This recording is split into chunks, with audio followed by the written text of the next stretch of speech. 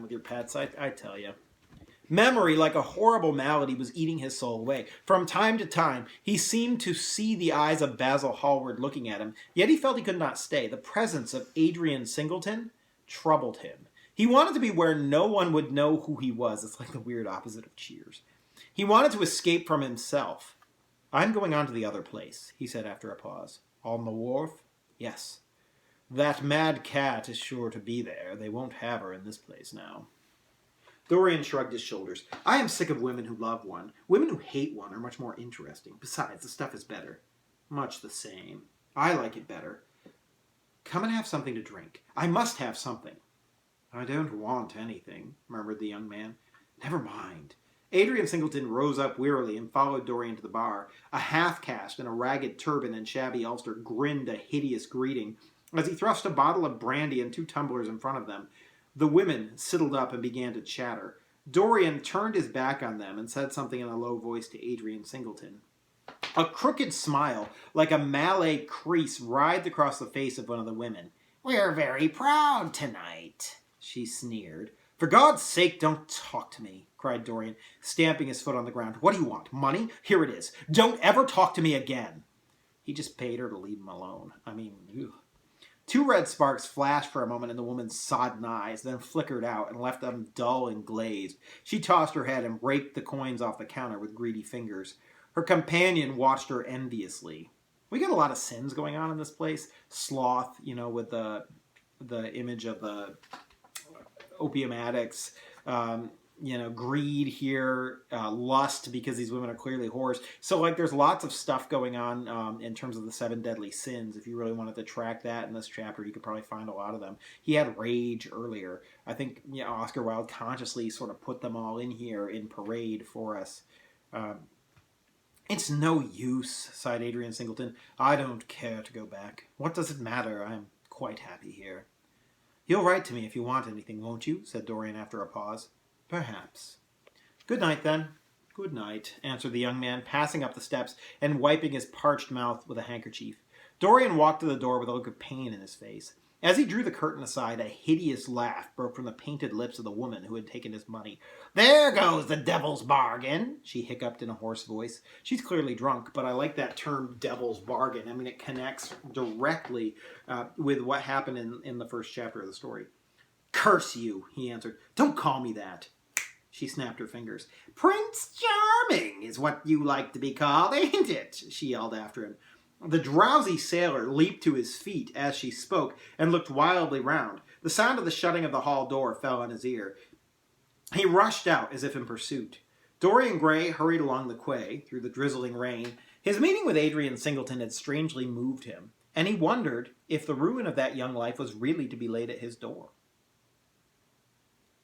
As Basil Hallward had said to him, with such infamy of insult, he bit his lip, and for a few seconds his eyes grew sad, yet after all, what did it matter to him? One's days were too brief to take the burden of another's errors on one's shoulders. Each man lived his own life and paid his own price for living it. The only pity was that one had to pay so often for a single fault. One had to pay over and over again indeed. In her dealings with man, destiny never closed her accounts. Again, we've got sort of a callback or an allusion to chapter 1, or chapter 2. I think it was chapter 1. In this case, Basil said to Lord Henry that everybody is punished for their great qualities, whether it's intellect or art. Basil was certainly punished for his artistic ability, or beauty, that everybody would suffer and suffer greatly. Dorian here says he's constantly being punished for his own beauty, and maybe his beauty is the root of his problems. It's hard to know. But I think, this is definitely a callback to that line. This is one of those books that if you read it multiple times, you get so much out of it. So after I finish reading it to you once, I highly encourage you to go back and read those first few chapters, and you'll sort of have mind blown about how many Easter eggs and foreshadowings and little things there are in there that once you've read the whole book, you're like, oh my God. And this is a great chapter that calls back some of those. There are moments, psychologists tell us, when the passion for sin, or for what the world calls sin, so dominates a nature that every fiber of the body, as every cell of the brain, seems to be instinct with fearful impulses. Men and women at such moments lose their freedom of will. They move to their terrible end as automatons move. Choice is taken from them, and conscience is either killed, or, if it lives at all, lives but to give rebellion its fascination and disobedience its charm. For all sins, as theologians weary not of reminding us, are sins of disobedience. When that high spirit, that morning star of evil fell from heaven, it was as a rebel that he fell. Of course, that's talking about Satan, and it's an allusion to Satan falling from heaven after his rebellion from God. But this is a direct connection of Dorian with Satan, an interesting connection of those two figures, when up to this point it's been Lord Henry who's been compared to Satan the most. But if Satan was the most beautiful and perfect of God's angels, and he fell and rebelled, is Dorian a good Satan figure? He is the most beautiful human being, and he rebelled against, morality, and fell as well. I don't know. Callous, concentrated on evil, with stained mind and soul, hungry for rebellion, Dorian Gray hastened on, quickening his step as he went. But as he darted aside into a dim archway that had served him often as a shortcut to the ill-famed place where he was going, he felt himself suddenly seized from behind, and before he had time to defend himself, he was thrust back against the wall with a brutal hand round his throat. He struggled madly for life, and by a terrible effort wrenched the tightening fingers away. In a second, he heard the click of a revolver, and saw the gleam of a polished barrel pointing straight at his head, and the dusky form of a short, thick-set man facing him. "What do you want?" he gasped. "Keep quiet," said the man. "If you stir, I shoot you." "You're mad. What have I done to you?" "You wrecked the life of Sybil Vane," was the answer. "And Sybil Vane was my sister." Aha, James! We haven't heard about James in forever. He went off sailing, and Sybil committed suicide. Rewind. James Vane said, "If he ever hurts you, I will hunt him down and kill you like a dog," right? That was incredible foreshadowing, very clear, and we have almost forgotten about James, but ha ha, he's back. Is Dorian going to get the poetic justice he deserves? Let's find out. "She killed herself, I know it. Her death is at your door. I swore I would kill you in return. For years I have sought you. I had no clue, no trace. The two people who could have described you were dead. I knew nothing of you but the pet name she used to call you. I heard it tonight by chance. Make your peace with God, for tonight you are going to die." Dorian Gray grew sick with fear. "I never knew her," he stammered. "I never heard of her. You're mad." "You had better confess your sin, for as sure as I am James Vane, you are going to die." There was a horrible moment. Dorian did not know what to say or do.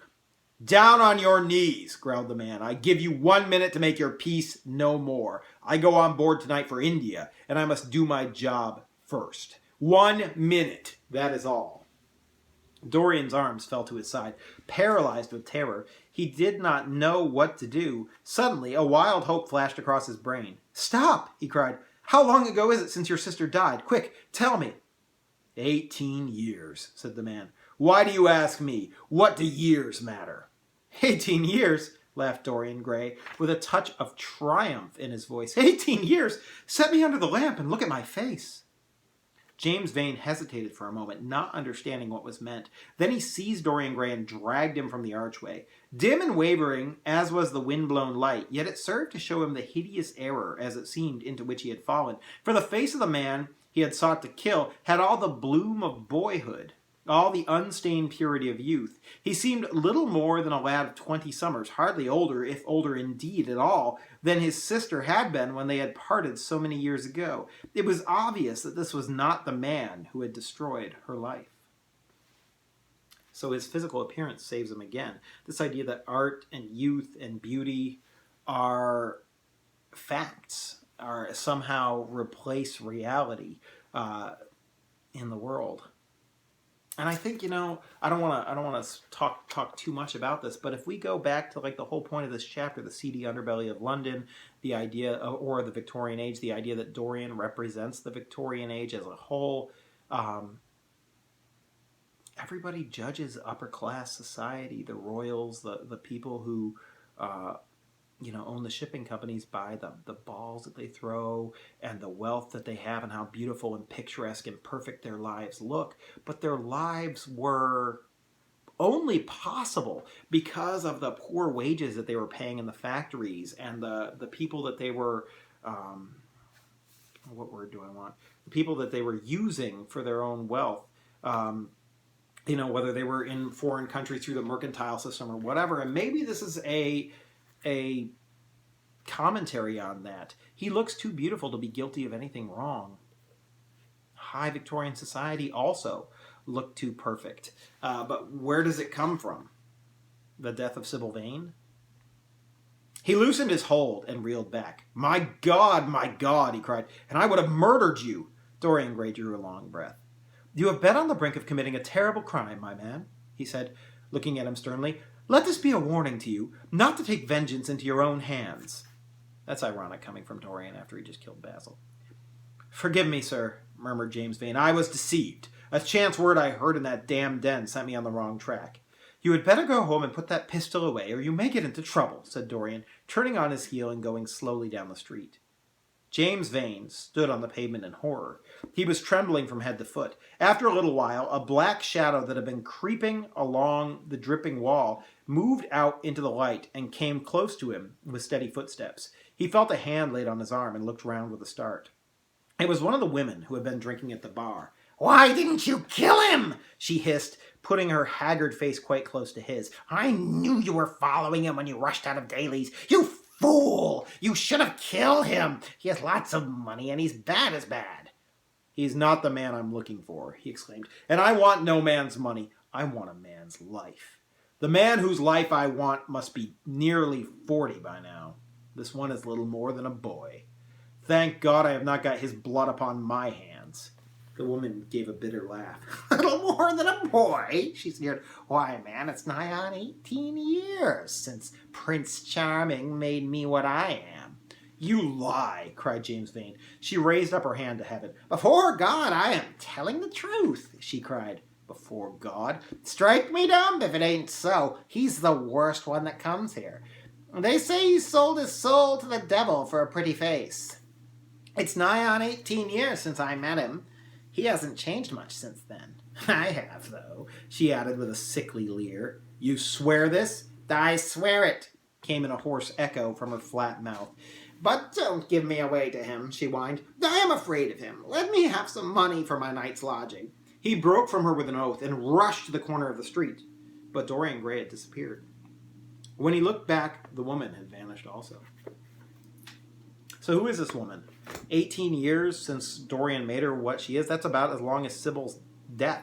So, is this Henry's sister? I mean, we've had some connections to her. He met her the night after Sybil died. I'm just making a guess or a suggestion. Who knows? But clearly she was ruined by Dorian as well. So there's more people in that bar that were ruined by Dorian than just Adrian Singleton. And I think that comes across as well. We have 3 if you want to look at James and Adrian and this woman.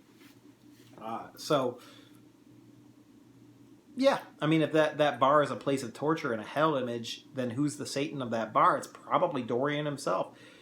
I'm going to stop. I think there's a lot to think about, a lot that's come out of this chapter. James Vane has been reinserted. Now he's figured out that this was Dorian Gray, but he doesn't know Dorian's name. He still has no way, and he's supposed to leave for India on a steamer tonight.